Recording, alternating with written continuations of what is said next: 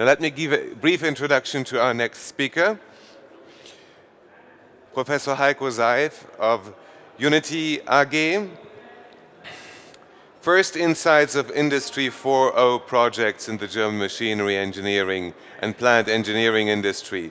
The presentation shows direct insights of current Industry 4.0 activities in the German machinery and plant engineering industry. Expected challenges as well as economic effects on productivity will be revealed out of real Industry 4.0 cases. Please welcome Professor Dr. Heiko Seif. Thank you. Thank you very much for this kind introduction, and hello from my side. Good morning here in this hall 8 of the CeBIT. Hello on the other side, outside in the world. Here in Germany it's just morning, so it's good morning. The first point I want to state when I will ask for Industry 4.0 experiences, at the moment I don't see any fully, comprehensively implemented Industry 4.0 principles. In my opinion, there are only just some of these spots that are starting to become Industry 4.0. Many managers say, okay, we already understood Industry 4.0, and we already introduced it into our manufacturing industry. But in my opinion, they are not networked and not fully integrated. They are not integrated in a horizontal way and not in a vertical way.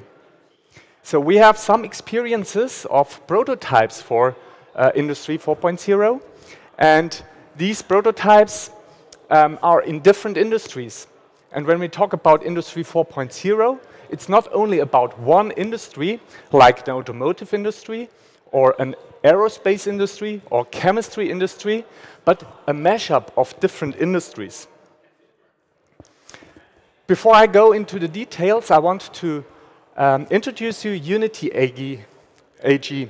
So this is a management consultancy for technology transfer from research institutes like Heiz-Nixdorfer, which was the origin of Unity, and Fraunhofer institutes. There they develop newest technologies in order to connect machinery and plants within a company, but outside the company as well.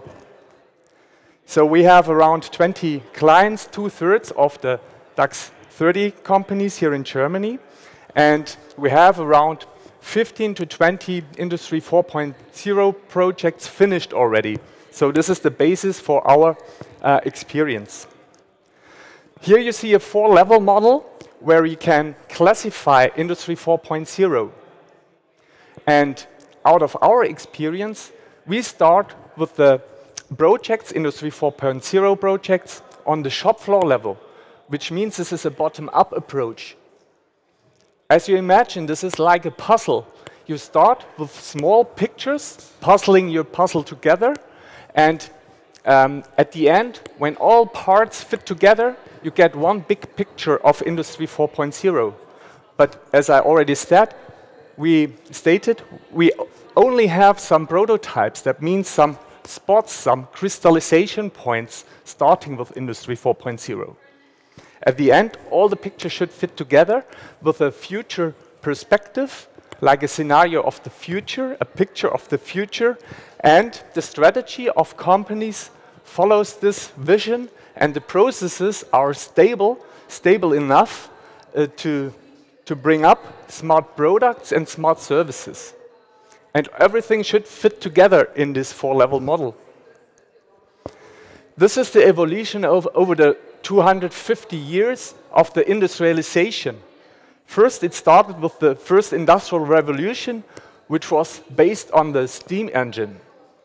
The second one was the electrification of energy.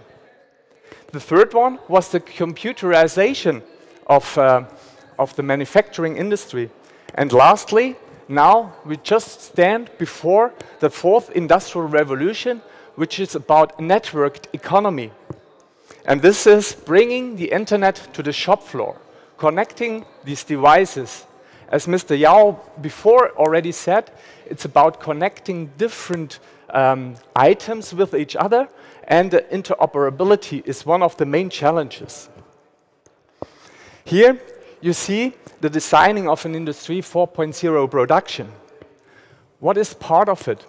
It's the IP capability of systems, and when we talk about Industry 4.0, sometimes I'm asked, Professor Seif, how to introduce this kind of Industry 4.0 into our company. And the thinking behind this is that Industry 4.0 systems are something like an ERP system, like we see at SAP or other providers of ERP systems. But it's more a system of systems.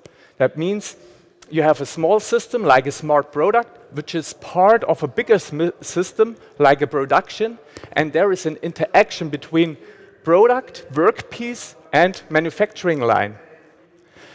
To clarify this a little bit, there is an example of the genetic code which is inherent in fruits, for instance.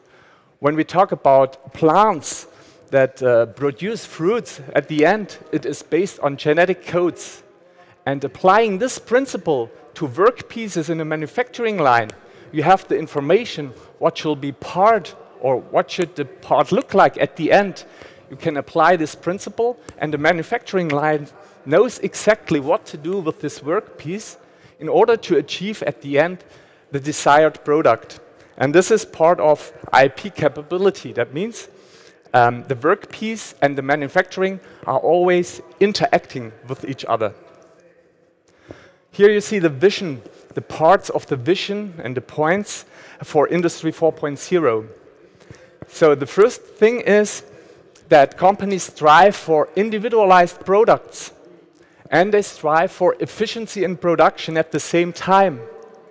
So one of the visions would be producing individualized products at production costs of smart manufacturing and mass manufacturing that we know from nowadays. That means mass manufacturing production costs for individualized products. And that means a high challenge for the workers as well, because you have a broad spread of activities that you have to do in order to produce these kind of goods. And there comes Industry 4.0 with human-machine interface into the game. That means machines and assistants helps, for instance, by glasses, by data glasses, the workers to produce these goods. And for instance, you get a clear alignment how to produce these goods, and these are the parts that help in order to achieve a high quality production. Another challenge is, here in Germany we see there is already an existing environment, production environment, manufacturing environment, and we have to upgrade this existing environment to a new step, to a new level. And this is kind of upgrading an existing system. And compared to China, for instance, there we see more greenfield approaches where you can build up your Industry 4.0 factory from ground zero. And that's an advantage, not being restrained by existing systems and well-established systems. Here there is an effect of Industry 4.0. In 2013, we estimated an annual growth rate of around 1.7% each year in value creation, that added additional value creation. Our first projects show that we have already around 15% up to 30% of increase of production efficiency. And I dare to state here that 1.7% is the lowest level. In my opinion, it's more. Here you see the development. On the one hand, those of physical objects getting intelligent and connected to the internet. On the other side, you see the evolution of the computer industry. Some years ago, we had just one computer for many users. These have been mainframes or workstations. After a while, one person had just one computer, and if you look around nowadays and just take a walk through the CeBIT, one person has multiple computers. When I count my computers at home and in the office, I get more than 10 computers. So it's quite interesting. And bringing these worlds together, the physical objects with IP capability and the computer network with cloud services, this defines Industry 4.0, which means Internet of Data and Services on the one hand, and Internet of Things and Services on the other. Here you see the world of Internet 4.0.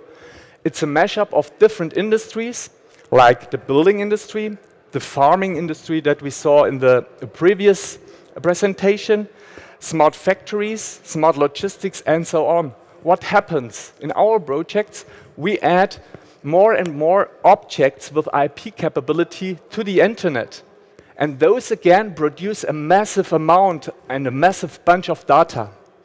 And that means nowadays we have some bottlenecks. One bottleneck is the interoperability between those objects. On the other side, the analytics that has to be applied to this bunch of data is not capable to just scroll through this whole bunch of data in order to find out some interesting and helpful information. These are some other projects. We not only do projects for industries, but for the research institutes as well. So Unity is part of the German Academy of Engineering, which means that the best institutes are just networked together in order to come up with new solutions and new technologies. The first is in BenSub. It's about international benchmarking in order to find out where the regions are at the moment, what's their current situation regarding Internet of Things or Industry 4.0. The second one is Gemini. It's about business models. And you can create, as you saw in the previous presentation as well, some new businesses, for instance, in the car industry with Uber or with Drive now and so on, or Park now, what's coming up. There are coming up and involving new business models. So let's have a look at a global trend out of our project of InBenSub, the international benchmark of Industry 4.0. Those results will be published in July, but I can give you some insights up front. Here in the US, for instance, we see the scenario of reindustrialization. That means more and more goes back to real substantial work and not only on abstract work like in the IT industry. They strive for the expansion of its dominating position in the area of smart services, and they're doing this very fast. They want to market those things very smart. And what we see here is the quality of interoperability lags a little bit behind, and there is a lack of quality for interoperability. In Europe, or especially in Germany, we see that there is a kind of a balance in order to achieve technology for life. And it's about ubiquitous digitalization, and it's very technology-centric what we're doing here. It's very engineering-based, and we're striving for high quality in terms of engineering. And digitalization is hindered by many barriers. One main issue is the security issue. And even for security, we need new principles. An intelligent security 4.0, for instance, which is based on communication patterns that are surveyed by intelligent security systems. When we look at the strategies of the three analyzed regions, we saw that America, or the US, is striving for a radical innovation in order to do a fast market entry. Here in Germany, we see more the engineering excellence as a strategy. The things have to be almost perfect before you bring it to the market. And in Asia, they are keen on technology. They try out and bring it to market as fast as they can, and their key driver is speed. And as I already mentioned, with greenfield technologies, you are able to do this with almost no restraints. When we talk about Industry 4.0, it's not only about technology. It's also about the people that have to work within this environment.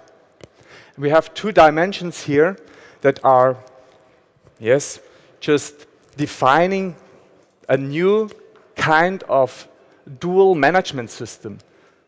I would say this is digital leadership, and those two dimensions are, first of all, the role of the employee on the one hand, which is defined by doing and operating, what you see down here on the left side, and it's about more creating part of the work, which you see on the right-hand side. On the other side, the organizational design is defined by a controlled environment and an open, self-organized environment. And only two fields of these four are favorable. The one is the creating, self-organized part, where networks develop according to tasks that have to be done.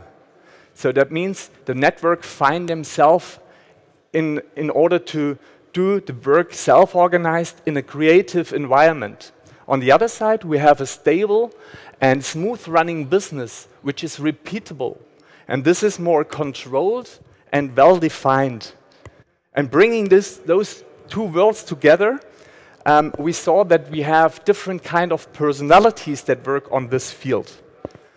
Up here, on the Office Work 4.0, we see more the innovators, the creative personalities, and on the other side, those that stabilize those concepts, that bring a smooth-running business and repeat the things and having kind of a routine in their work. And in between, we need personalities that understand both sides, that act like integrators between those two worlds. And this is, in my opinion, a leadership model that we applied in our projects and has something as a consequence. That means we have to interlink these people as well, not only the machines. Because if the machines are linked and the people behind and that have to control the systems are not well informed about the current state, you're not in control anymore. And this is, at the end, a philosophical question. Here we see an approach. What I already said is we start at the shop floor level with the horizontal integration. And the good crystallization point is the transfer from engineering in design to manufacturing lines. And this is, in my opinion, a good crystallization point to start with Industry 4.0. The second move is to integrate those shop floor levels to the level up on enterprise level. This is done mostly by manufacturing execution systems. And the third move is to integrate not only the systems within one company, but open it up to other companies, to suppliers, to customers, and to other business partners of other industries. Before we saw the farming industry with these tags of these cows in the ears, for instance, of these animals. And this is a mashup of different industries in farming.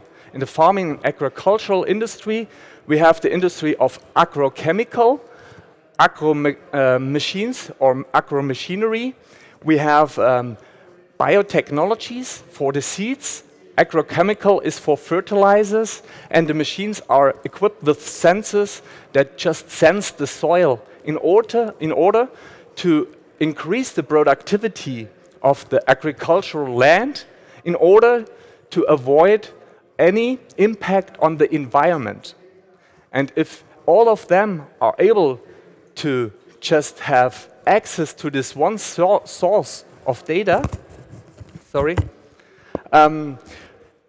you see that there is a potential for optimization in between the industries, not only in just one industry. And at the end, you got a system of systems, and this is part of Industry 4.0. So we have two worlds in Industry 4.0 that have to be integrated. On the one hand, we have the office floor. This is more the business IT side of office systems, and the shop floor operation technologies. We speak about OT and IT, and bringing these two worlds together enables new business models, new systems, and new smart products, and smart services. That means we have big data solutions that help to analyze those systems in order to increase efficiency and in order to enable individualization. What we apply in our projects before we start is to analyze the current status. And in our projects, we see that we are on level 3 to level 4 for our analyzed companies.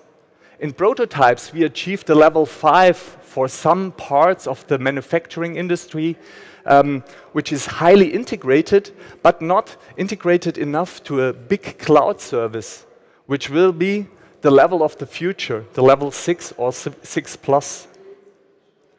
Okay, here you see some milestones in the Industry 4.0 area or epoch. It started 2010 with the use of augmented reality in the production, where you're able to have some guidance within your work on the shop floor level. The second one was Siemens, which brought an independent control of parts throughout the factory, which enables an individualization of products. So each product through this line was able to be unique. The second was the app and connected to the manufacturing execution system connected machines of Mori-Seiki, for instance, where you can control the machine with apps like you know it from your smartphones. And the last one is the self-correcting machine in the production line, which has an inline measurement. And according to the measurements, the manufacturing system readjusts itself in order to bring high-quality products. So this was in 2013.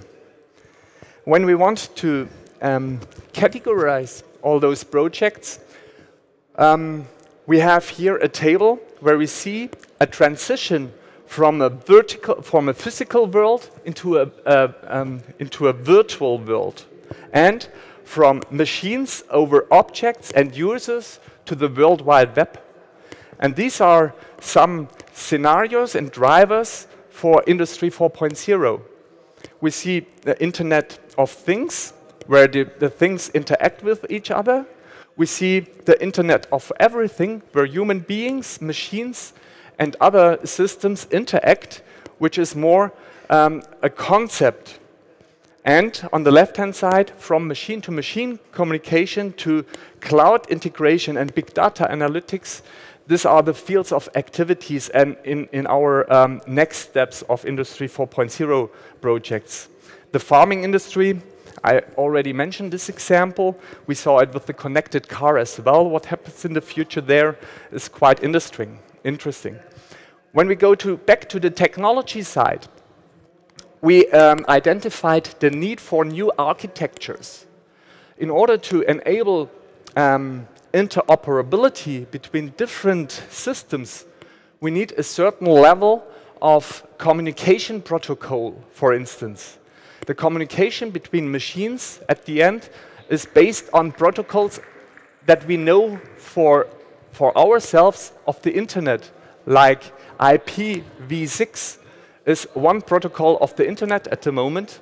There will be a protocol like OPC UA, an open communication protocol for machines, or a DDS system, which is more an American approach to do so.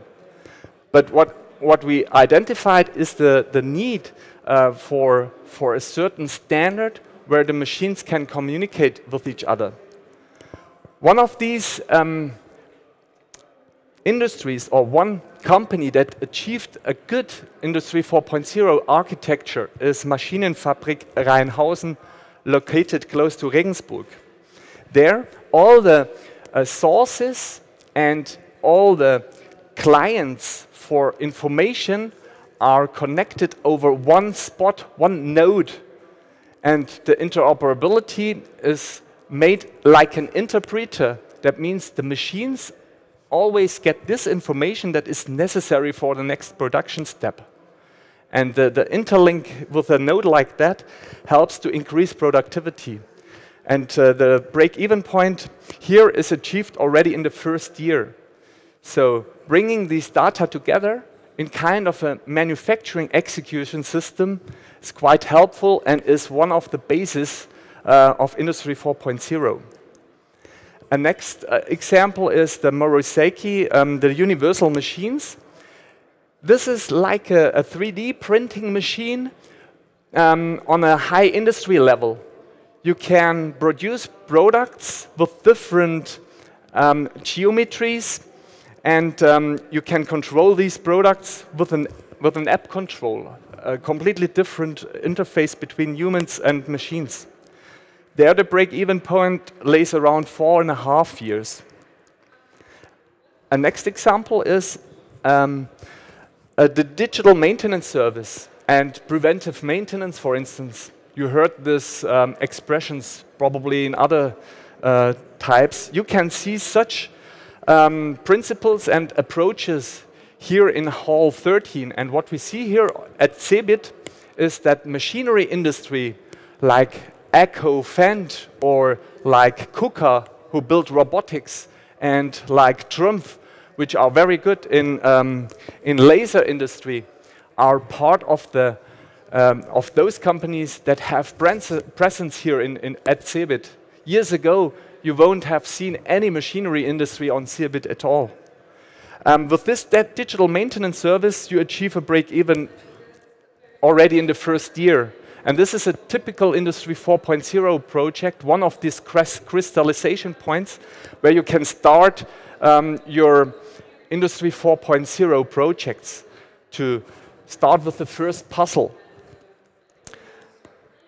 Here you see the data classes in augmented reality in the production environment. The break-even point here is a little bit in the future, only in 7 years. The background of this is that the smart devices don't have that many app developers, and if this concept scales in the next months, the break-even point can be reduced to up to 2 years.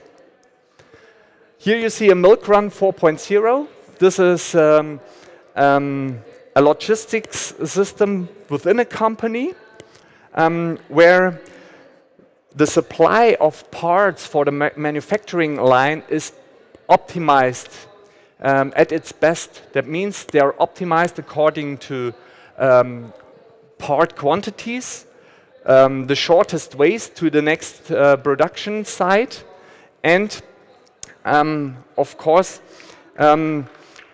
just in time is a requirement for this as well. The break-even point for these low-cost driverless systems already is achieved after 6 months, so within the first year. And which is part of the internal logistics as well, is this autonomous warehouse system where the break-even point is achieved before 2 years, and it is integrated directly in the assembly line. So this have been the first insights into Industry 4.0, into our 4.0 projects. And I will just state here something that this is not just a hype as we saw it in the years 2000 and 2001, where everybody said this is just a dot-com bubble that is bursting. Some of those survived and were very successful, like Amazon. There will be in Industry 4.0, we will see this later on again. In 5 years, we will see there will be some winners and there will be some losers. There will be some companies like eBay and Amazon, and there will be some companies like Karstadt Quelle. So this was it from my side. I thank you very much for your attention, and yes, enjoy your day. Thank you. Thank you very much, Professor Seif.